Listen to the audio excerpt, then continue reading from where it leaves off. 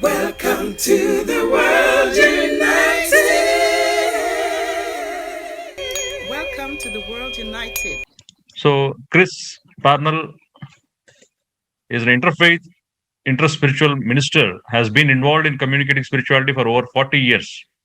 He currently serves as webmaster for several interfaith websites and manages content for 4 spiritual websites.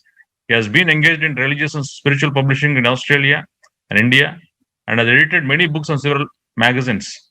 He has been member and leader in multi-faith organizations for 25 years and has worked as a spiritual guidance counselor with young people. He sees a future of cooperation, harmony, and understanding emerging in society and culture in the future of humanity. May I request Chris Parnell to present his deliberation. His topic of presentation is understanding cooperation, harmony in interfaith relationships. Yes, Reverend Chris Parnell. Thank you, Dr. Yugandhar. Good morning, everyone. I'd like to introduce myself as someone who has been on a spiritual journey all my life. I was working once upon a time as a chaplain in the workplace, what we call an industrial chaplain. And I was a police chaplain, a fire brigade chaplain, telephone company chaplain, and disaster chaplain, as well as chaplain to factories, manufacturing industry, and defence manufacturing and defence research. I recall asking our supervisor one day, why can't we have chaplains in other religions other than Christianity? And he shook his head and he said, no, this cannot happen. This is only Christian chaplaincy. What happened to me, just by way of introduction, is I actually had experience of God in another religion, which I then had to explore because I'd already had experience in Christianity. I had a touchstone, a way to assess spiritual experience, or what some would call religious experience, and I assessed it against that and found true. And that was when I began to become a bit more multi-faith, a bit more widening my worldview, that yes, divinity existed and revealed itself authentically in other religions. When I came to that, I then had to start to explore the other religions. You can see the golden rule behind me. And so I spent 25 years exploring Hinduism before I was invited to become an interfaith, interspiritual minister. Part of my exploration in Hinduism was I was part of a multi-faith organisation, so I actually have about 35 years of multi-faith experience, which has stood me in very, very good stead and provided what I would call a very strong spiritual foundation within me, which helps me as minister of religion, ordained interfaith minister, to be open to a people of other faiths and to be very comfortable with other faiths instead of, as I look back now at Christians, trying to understand other religions and trying to break religions down to what they understand God to be, or the divine or religious life to be. I have an instant level of comfort with that, and I have perhaps a higher level of understanding because of study, learning, practice, and immersion into some of the events. So, like for example, I would go to the local Sikh temple and I would pray there, knowing that my prayers at the Sikh temple reach my own guru, my own spiritual guide. The same has happened with other spiritual teachers in other religions as well. I feel the divine Shakti come into me and enter into me as I participate in the rites and rituals of other religions. So I've found this to be a very comforting and very, what's the best word to say here?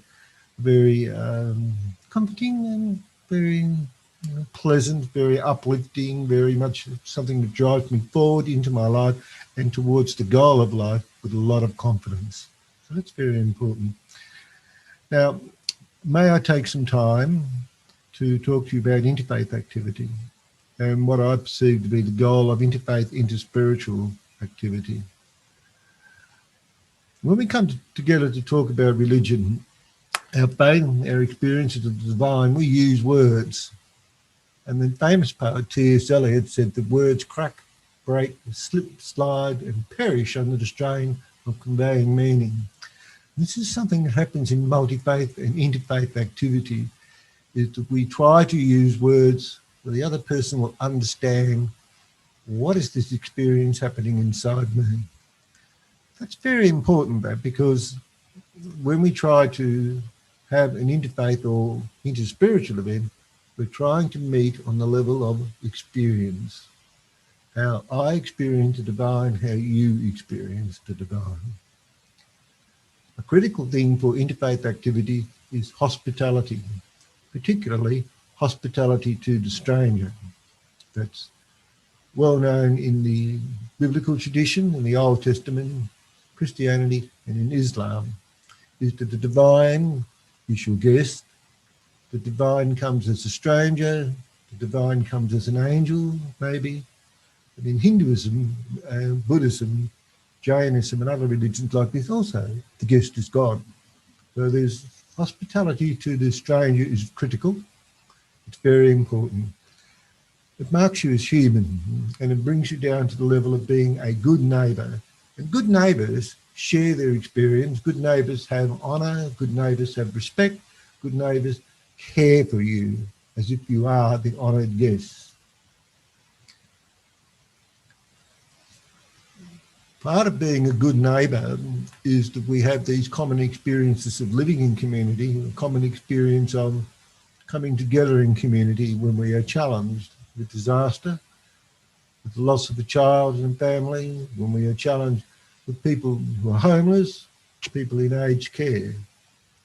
Part of being a good neighbour is that we will take care of our community. It's a very important thing because we have more in common than what we realise. Just coming together to talk about experience of the divine, we also have to come down to the heart where we are as human beings. When we come together to talk about interspiritual, interfaith experiences, sometimes we're going to talk about the heritage of our religion or the history. Some history is being good and some history is being matters that we wouldn't go into right now, like the Crusades or the Reformation, the English Reformation, the destruction of the monasteries, partition in India. Some of the religious history is shameful, to say the truth. We don't drag the past into our conversation, into our religious understanding or our seeking a meeting point on the level of interfaith dialogue or interspiritual conversation. We leave the past in the past, but we're always cautious to learn the message of history, learn the mistakes of history. We don't repeat those mistakes. One of the things that we do, we visit other places of worship. And when we go to other places of worship, we see their sacred architecture, we see the interior of the building, we see the sacred books, the statues, shrines. We learn about sacraments or samskars or sacred rites. People use water in religions. Some have an immersion for entry into the religious system or conversion. In Judaism, if you convert to Judaism, you take a sacred bath. We learn about the sacraments and the rites of passage through life. It's a key thing to understand about when you encounter another religious system. It provides a container for people to live in, to travel through life and to seek the goal of life and beyond life. Because religions offer this beyond life, it demands respect from us within ourselves. So there's burden, there are rights for burden, entry into the community, maturity, adulthood, marriage, and then the death rights. So there are different rights, and we get a periscope, we can look into those rights, and we treat them with respect.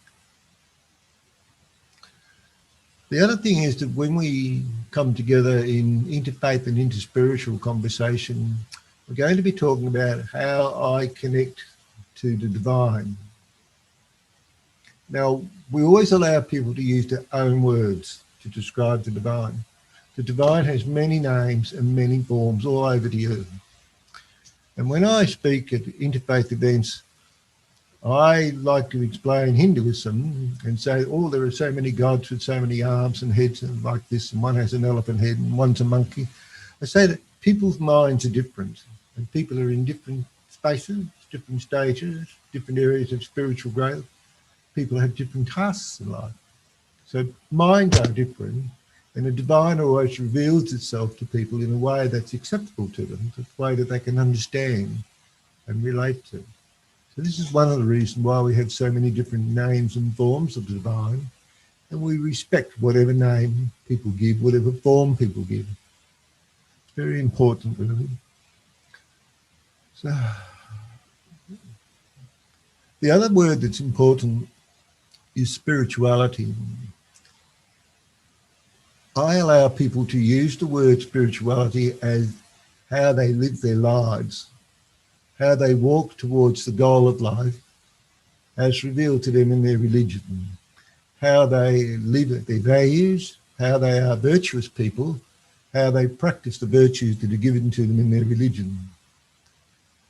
I allow people to stay with the days because what tends to emerge is common days, what makes us all human. Common days like truth, like love, peace, the life of peace, doing the right thing in community. I mean, I can be with a number of people walking down the street and we look across the road and see someone, hit someone else. And all of us look at each other and say, well, that's not right. That's not the right thing to do. So there's something inside us that knows what common days are. So people get to the goal of life through this interior spirituality, how they live their lives, with their spiritual teaching and their spiritual discipline. Nasreo Niyamandina. There's no progress without adherence to discipline, as taught. So I think that's a bit of an overview of what interfaith is, and perhaps we could, I could answer some questions for you now about interfaith, interspiritual activity, because I think it's something that where people meet together, where people have an understanding together, where people come to know and love and share what is in their hearts. Thank you.